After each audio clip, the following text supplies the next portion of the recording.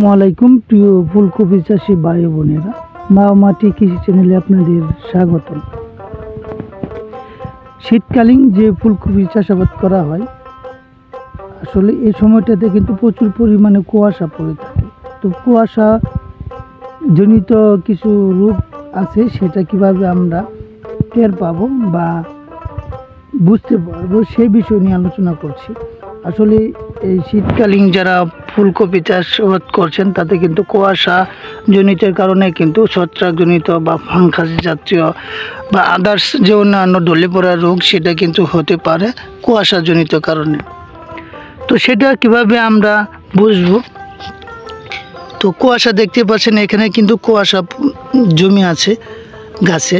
তো এটা থেকে কি রোগ হতে পারে? এটা থেকে কিন্তু আপনার ফাঙ্গাস জাতীয় রোগ হতে পারে, ছত্রাকজনিত রোগ হতে পারে। এই যে একটা গাছ দেখাচ্ছি আপনাদের, এটা কিন্তু বেশ কয়েকদিন ধরে কিন্তু আপনার এখানে কুয়াশা পড়ছে।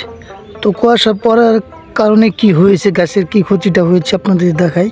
তো এই গাছটা কিন্তু 2 দিন আগে কিন্তু আপনাদের ভিডিও দেখিয়েছি যে গাছ সুস্থ ও সবল আছে। তো 2 থেকে 3 দিনের মাথায় কিন্তু আজকে এই সমস্যাগুলি দেখাচ্ছে। তো প্রচুর পরিমাণে কুয়াশার পড়ার কারণে কিন্তু এই সমস্যাটা হচ্ছে। দেখতে পাচ্ছেন গাছের পাতা কিন্তু আগে খুব সুন্দর ছিল, এখন কিন্তু আপনার দেখেন গাছের পাতা হলুদ বর্ণের হয়ে যাচ্ছে বা সাইডে দিয়ে এরকম বর্ণের হয়ে যাচ্ছে। এটা হচ্ছে আপনার অতিরিক্ত কুয়াশার কারণে এটা হয়েছে।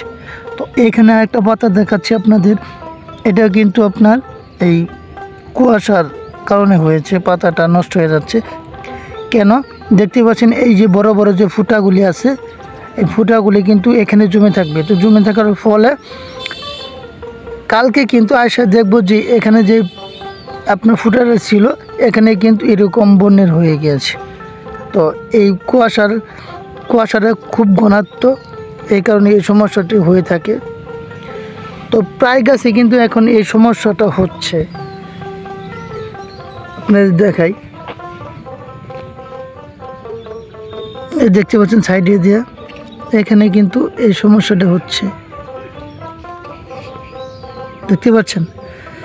তো প্রত্যেকটা গাছে কিন্তু এই সমস্যাটা এটা হচ্ছে আপনার কুয়াশাজনিত কারণে। এর জন্য আপনারা কুয়াশার সবসময় নিয়মিত বিষ বা বালাইনাশক দিয়ে যাবেন, এবং কি এর সাথে কিন্তু আপনার ছত্রাকজনিত বালাইনাশক স্প্রে করতে হবে, যাতে করে এটা থেকে এই রোগটা যাতে বৃদ্ধি না হয়। তো অনেক ভালো ভালো কোম্পানি আছে তো কুয়াশা কাটার জন্য, এবং কি ছত্রাকজনিত যাতে না হয় ম্যানকোজেব গ্রুপের টাইকোজেব দিতে পারেন, তারকোজেব প্লাস সারফক্সিনিল এটা দিতে পারেন।